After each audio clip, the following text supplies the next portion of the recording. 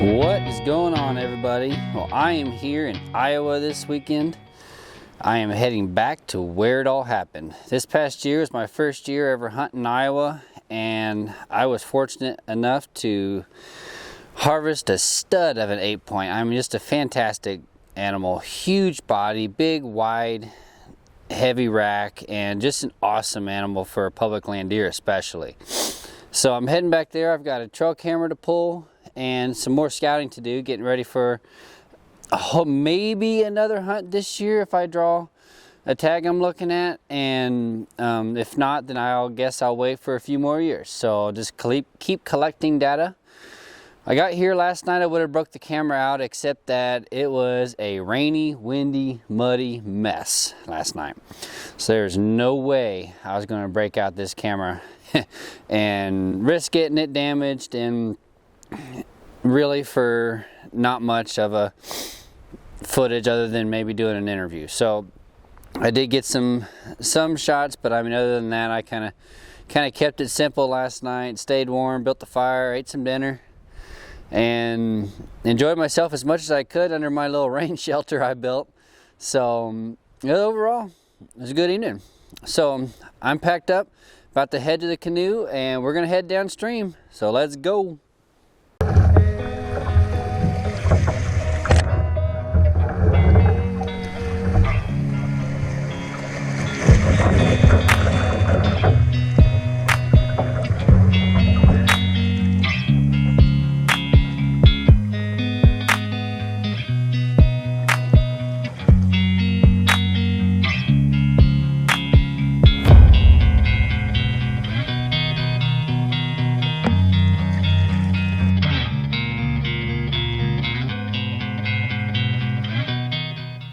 Alright, I have just gotten back to my camera and it is here. I'm so stoked to pull this camera right now, it's insane. So let's see what these coyotes did to my carcass here. I bet it's strung out all over the place, but man, this camera was set on that primary scrape that I shot him off of, and it's massive. I mean, I can see it from here still, so it is nothing short. I bet there's a boatload of pictures on there and some giants. Man, yep, well, they took care of it, that's for sure. So let's go look at this camera. Isn't it fun just checking these things? Hi, this is Christmas post deer season is what this is. Man, this is fun. Okay, let's check this. All right. Well, it's still working. See how many pictures we got on this thing. 639. Okay. Maybe a little less than what I thought I was gonna have, but not disappointed either way. Let's pull this thing and see what the damage is. Alright. Make sure I'm still focused in here. There we go. Alright.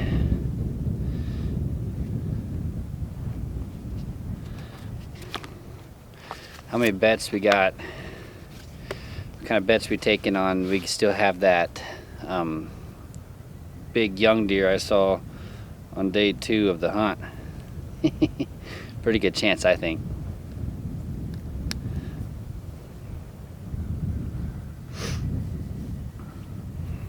Okay, let's see what the damage is here. I really like this spot. But I think funny to say this, but I think there's an even better spot that we're going to be looking for today. And know the direction that I need to go. So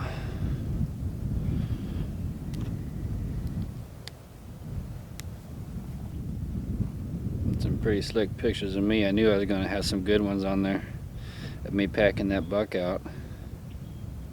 Oh, there's a big deer. I bet you that's him right there. That's that buck I saw on day 2 right there. Man, he's a stud, but I don't think he's that old at all. Oh, look at that. It's a person. I don't like seeing that at all. Looks like him again. Maybe. It looks like a different deer actually. Yeah, that's a different deer. No. Ah, shoot, it's hard to tell. I think it is. I don't think he's big. This one's big enough to be that deer. Okay, now we're talking. Okay, finally got us a really good deer on here. That was not bad at all. Wonderful. Hunter. Couple hunters. Oh, heck. Another person. And another. That's a really good deer. Not much on tine length though. Got some main beams big time though. Man. Real wide too. That dude could turn into something special right there. Really something special. Maybe some back in the frame here. I'm kind of wandering away. We're overall just a little bit disappointed just because there wasn't a whole lot more buck activity than I was expecting. I was expecting quite a bit more on this spot. But one thing I did notice is that there's a lot more hunting pressure than I was originally thinking was getting back here, which I find very interesting considering its location. So what it also means is that these people are walking this property a lot in a long ways, which is not good for this property at all. So that is good to know. That is good to know. So I will be continuing my scouting. That kind of confirms, honestly, my thoughts on needing to get a little bit further into a little bit better spots. So that kind of confirms my ideas and thought process. Like here, obviously, worked really great, and I'm really close to being to that spot, and I had a lot of success, but I got here before the rest of the hunting pressure got here. So I made it happen before everybody else decided to get out and start pushing these deer around. So I'm gonna get on out of here and see what kind of trouble I can get into on the rest of this property here. So I got some ideas where I want to go. Let's go. Oh yeah, here's a good scrape.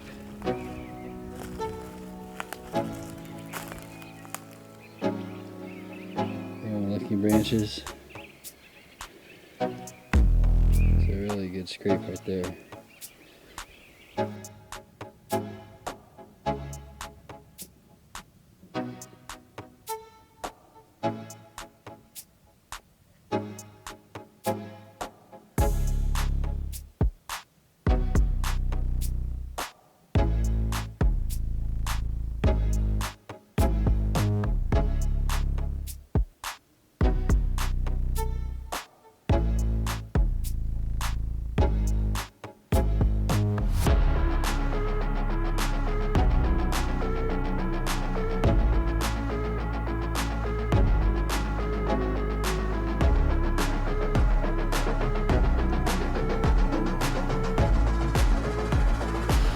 Alright y'all, so I got something pretty special to show you. So check out this massive rub we got going on here. So not only is this a rub, as you can see, this tree is historically rubbed up, but we also found this rub last year, again, rubbed up, And you can see it's rubbed up this year. And it's side by side with this massive scrape. That was the same way it was last year. So that means that, by the looks of it, this is a historically producing little corner here that I most definitely need to be keeping my eyes on. So it's bumped up right next to some thick, gnarly, thorny crap, and it's got oak trees all along this ridge, so this is pretty exciting. Finding these historical sites like this is how you put the puzzle pieces together.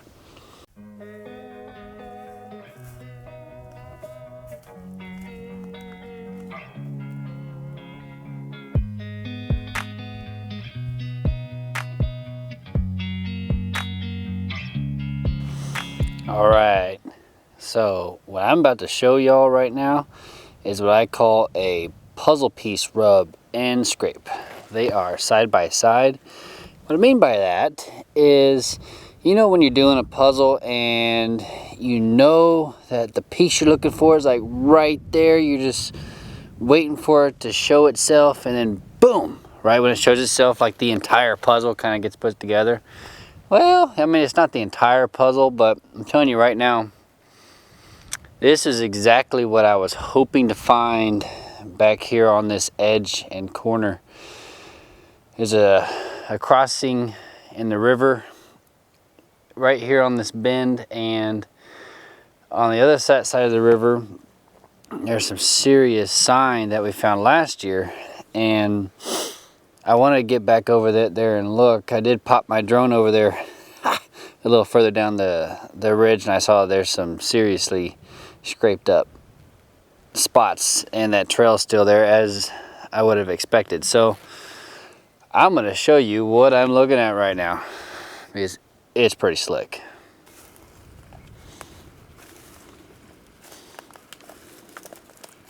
I mean, look at this. Absolutely massive scrape. Look at that rub. I mean, look at that. It's giant. It's giant.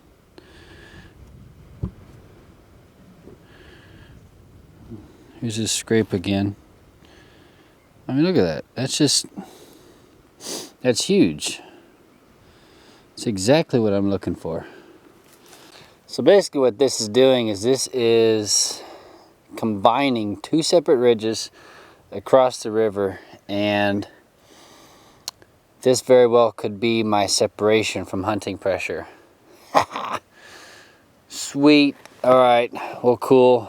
I'm gonna keep looking, but that rub is absolutely giant. I mean, that's a big rub. That's exactly what I want to find. Yeah.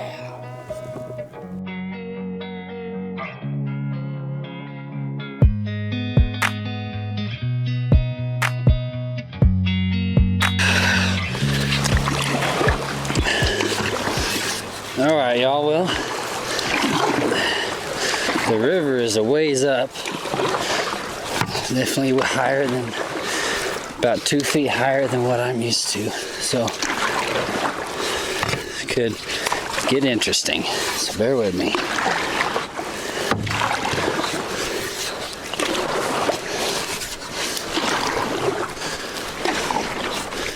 It's also first time taking my new canoe out, especially out on a river like this. So just gotta find the slow current and work our way upstream. Slowly but surely, right?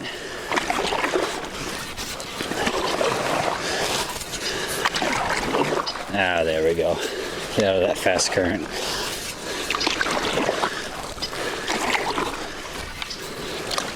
It should give us a little bit more room to play when it comes to getting upstream. Like we can get off to the side a little bit more.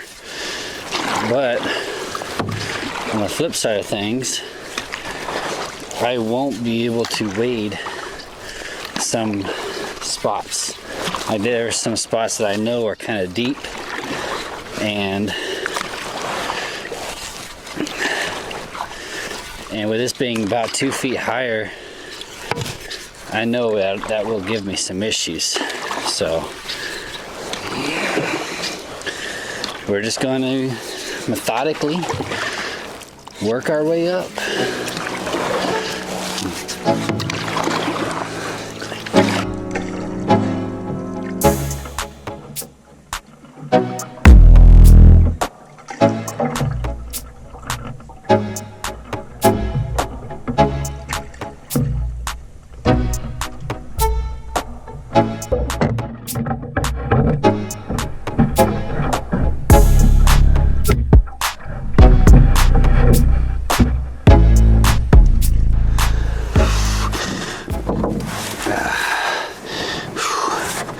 There we go. Oh yeah. Now we're getting somewhere. Where's my hat? Okay, so in case y'all are wondering, really?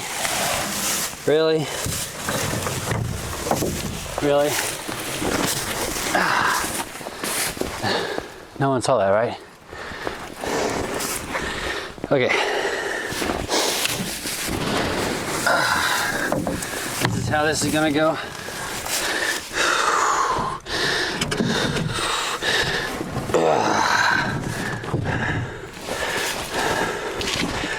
Alright, so in case y'all are wondering what's going on,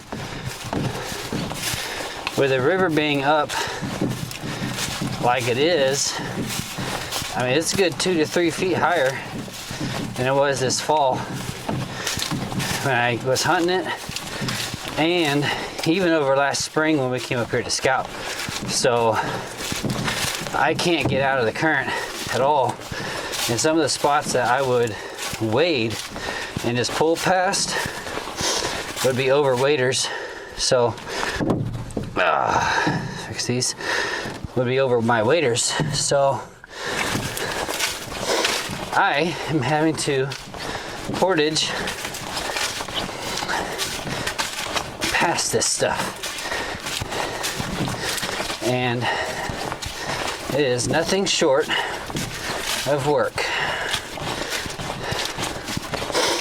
So I am going to probably let my GoPro die because it's getting pretty close on battery, and